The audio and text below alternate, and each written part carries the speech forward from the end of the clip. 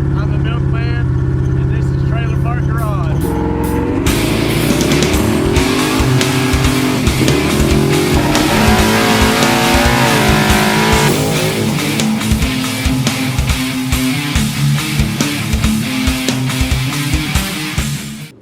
Alright, so a couple of people on the Trailer Park Garage page have been talking about our grammar usage and our language.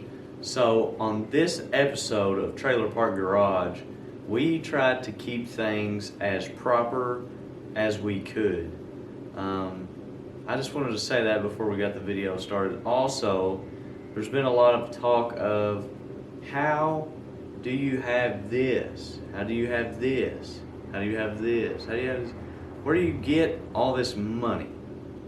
Now, the idea behind Trailer Park Garage was that we were low budget racers trying to go as fast as we possibly could with kind of crappy parts, crappy budgets, and doing it not the right way all the time. Also, there's been a couple of people talk about why is it Trailer Park Garage if you've never lived in a trailer park. We've been down in the dirty like that, and we just got lucky and we worked our ass off. We really didn't get lucky. We worked our ass off and we worked hard and got what we got because of that. I am 19 years old. I co-own 2 businesses, and I work my absolute ass off, and I have a lot of great friends and support, and that is the way that I get stuff like this done, because I have a whole lot less money in this altogether to go this fast than some other people do. I've got a lot of great deals and stuff like that. So I just want to say that before we started the video, kind of clear up some confusion for some folks. But we worked on the hot rod, we worked our ass off. It's around 3 in the morning. I have to edit this video and put all this stuff together. But we did not get a lot accomplished that we wanted to. We struggled our ass off. We worked hard. We worked on it all that we could. We borrowed parts, scrounged parts, people sent in parts. It was crazy. But I cannot thank those people enough. That is the reason why I have, this stuff, I guess you could say. There's tons of people around me that are so willingly to help, and it's nuts. It blows my mind. I'm the luckiest kid alive. But I hope you guys enjoy the video. It's kind of cool. It's got my buddies in it, and yeah, buddies, hot rods, good music. Hope you guys enjoy. Oh man, about to roll up to the Trailer Park Garage and see what's all going on. We got the hot rod in here. We got the headers on it. We got the big old bull horns, baby. Come on. We've been knocking some stuff off the list. I haven't been filming much, just because we've been trying to get it done. We've been trying to knock it out. Oh boy, I had to sneeze. I ain't got the Rona, but we got a couple more things to do. I'm gonna get the carburetor tonight. Hopefully time it and everything. Put the wires on it. I gotta get a crank trigger, so maybe not. But we're supposed to be getting a fuel pump in the mail from my boy Jason Dennis at Outlaw Performance in Texas, and a converter from Freak Show, baby. Freak Show Performance. So hopefully we can get all that stuff in today, and we can get the transmission in it and all the other goodies. The wiring on this deal is actually pretty simple. They've labeled it. They got like heat shrink. Hold on, let me show you. Turn this deal down and hear all this static. But they got like this heat shrink wrap that's labeled. That's what I'm talking about. So we got a couple more things to wire up, like the trans brake, line lock. I got the fans and the water pump done. I'm working on grounding the block out and stuff like that. Just odd and end stuff that consumes time, but we bled the brakes and everything, so we're almost just about done with the deal. Hopefully this weekend we can get it fired up and maybe go out in the street in front of the house and do a little bit of testing. So we've had a couple people ask, some turbo guys, some Pro Charger guys, some blower guys, some people that have not had the luxury of a nitrous car, but they keep asking questions like, man, what's it like to reach up there and hit the bang button? What's it like to bang it through the motor? Well, when you reach over here and you hit that thing, you bring it up to about 3 grand. Wow! I'll show you how it feels.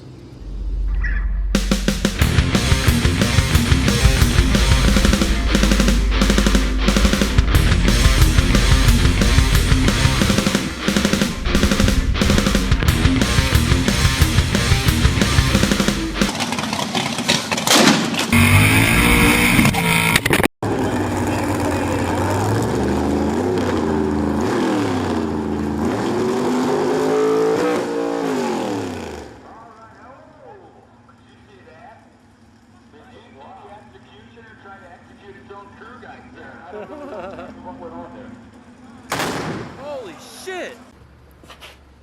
Oh, come on. We got our fuel pump in. UPS man just dropped it off. Huge shout out to Jason Dennis at Outlaw Performance. He sent me some badass shirtery and fuel pump and stuff. Huge help. So y'all check out his Instagram page. I will put the link right here, and then I'll put the Facebook link like right here.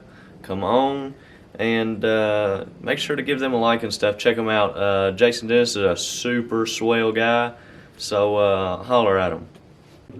Alright, so we went to Boone's house and picked up the carburetor that we're going to try out on this thing. It's a big old Hoss Daddy Dominator. Hopefully it works well. We're going to try to fire it sometime soon. I just got to find a crank trigger. We were thinking that the converter was going to come in today, but it didn't. So hopefully tomorrow we can knock more off this list. We didn't get a lot knocked off of it today. I tried to mess with some of the wiring. It's just above my pay grade.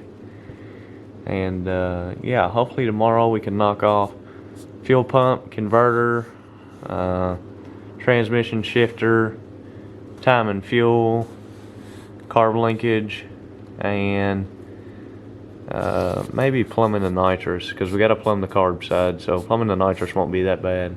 So we'll knock everything off but wiring, water pump plumbing, and vacuum pump, and washing it and fixing the tow hook.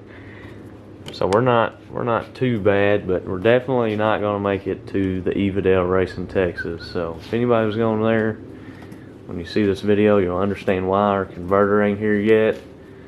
So we are not going to make Evadale. Alright, so we are back. Trying to figure out a place to put this fuel pump. I think I'm going to get this flat bar right here. I've marked 2 spots in the holes where the brace for this motor mount location goes. I think what I'm going to do is drill 2 holes in this flat bar that goes through these motor mount holes right here, or this bracing, and put this flat bar here, make a bend here, go straight down, maybe come off of it to the strut bar and brace it and bolt the fuel pump to it right there. That way it's low enough. The fuel pump will probably set right about here. That way it's low enough that we can run the sail pretty low if we wanted to, you know, go to a cruise in or something like that and put through or something until we get a bigger fuel cell. But for right now, I think that's what we're going to do. So I'm going to go drill these 2 holes in it if I can seem to find them, if I haven't wiped them off. It looks like I have right here. So I'm going to drill these out and bolt them in, make a little bend, and try to get this thing mounted. Alright, so we got it bolted in. See if I can point to it right here. It's bolted in there. It's the right length that I needed on the bottom. So we're going to cut probably right, bumped the camera, my bad. Probably around here. Maybe a little bit lower. I have to come lower for the roll bar. So maybe there. Right above that, where that bolts in. We might even cut it with the bar so that it sits up in there kind of like a pocket. We'll cut that, and once we do it, we'll put it back in, bolt it down, and then we'll see where our bend is going to be at the bottom of that motor mount bar, because you can see how it's angled. So we're going to make a bend there also. Damn, let's talk about that sawzall cut, baby. That's what I'm talking about. Looking nice, looking nice.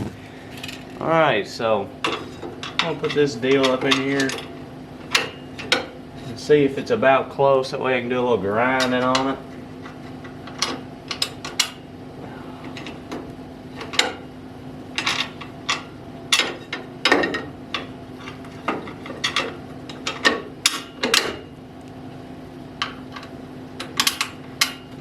Alright, here we go. Moment of truth. I'm going to do a little bit of grinding on it just because the edges are way rough from cutting with that sawzall. But it seems as if we got nice little platform to start with, baby. Come on. Looking all professional and stuff down there. Alright, so I got the top bolt bolted down. I marked a place right here for the bend to go. So what we're going to do is just put that in a vise and bend it a little bit. That way that the pump mounts flat. It's not at that angle and everything, and it looks all wonky and stuff. So we're going to put a bend there. And then after that, I'm going to try to find a small piece of wrought iron, or not wrought iron, but you know, something small that I can just, you know, brace it, kind of put a gusset, I guess you could call it that, in that bar. That way that it doesn't flex and dangle and move and all of that. So hopefully we'll have this deal wrapped up kind of soon. Alright, so we are going to cut the bar just a little bit. I don't know if you can see my marking down there. Probably not. Yeah, you can, right there. Yeah, right there. So it sticks past the bottom frame rail of the chassis just a little bit. So we're going to knock that off to where it's at top of the bar. That way we don't have to worry about if we do a big wheelie or something and we set it down real hard, it's not going to jar the pump or hurt anything or mess up anything. So we're going to take it back off, cut a little bit more on it, and hopefully get to mounting this pump on it here soon.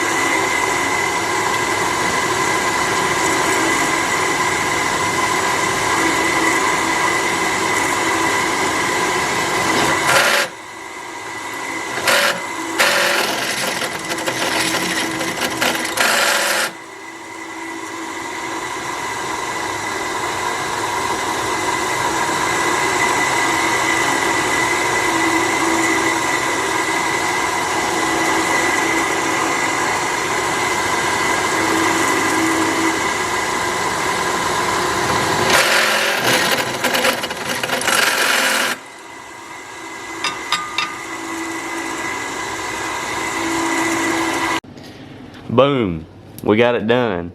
Cut the holes first time, everything came out great, which is cool because I don't do a whole lot of fab stuff. John Boone or Jason Steersman always, or Sonny Tyndall, or I always try to not do my fab work because I'm not too good at it. But that don't look too bad. Later on we might, you know, put a brace here to strengthen it, but I mean, it's in there pretty good. So we're gonna start hopefully knocking some other stuff off the list. We can knock the fuel pump off. Converter still isn't here, so I guess we could work on a little bit of plumbing.